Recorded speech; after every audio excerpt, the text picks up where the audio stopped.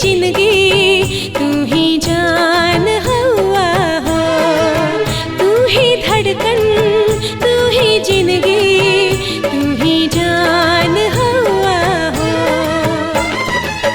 तू ही हमरे दिलवा के, तू ही हमरे दिलवा के अरमान हुआ हो।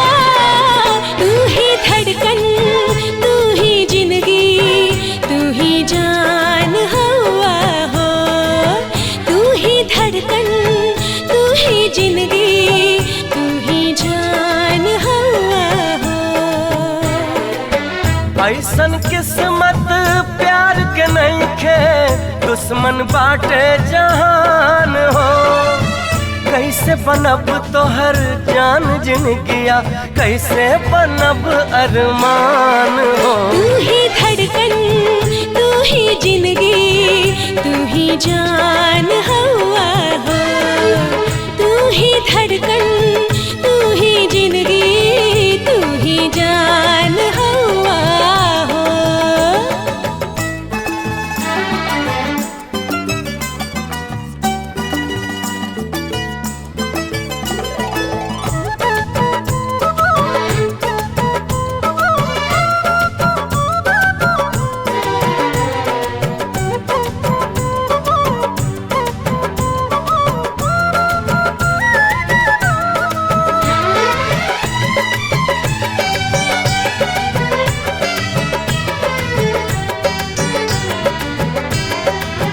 प्यार के कौनो रेखा नहीं खे, देखला हमरे हाथ में। चीर के रेखा ऐसे बना लब, दम नहीं खे ई बात में।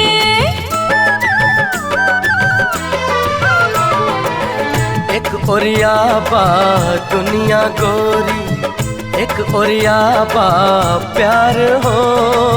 प्रेमी सच्चा मन ले बाकब ई दुनिया से हार हो। जाने ले तू हमरा पे, जाने ले तू हमरा पे कुर्बान हुआ हो।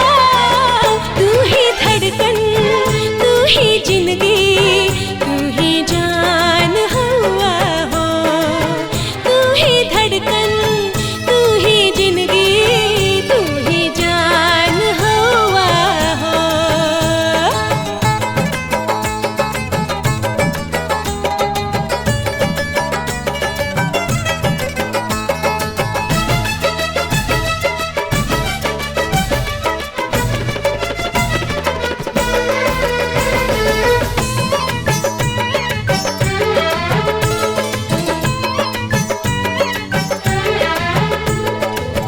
सपना जैसन तोहर सनहिया, कैसे करी एहसास हो। सच हो जाए प्यार का सपना, देखी धरती आकाश हो।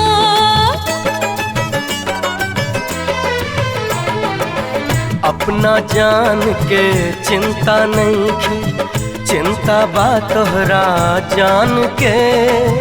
जान रही जब जान तू कहबा हमके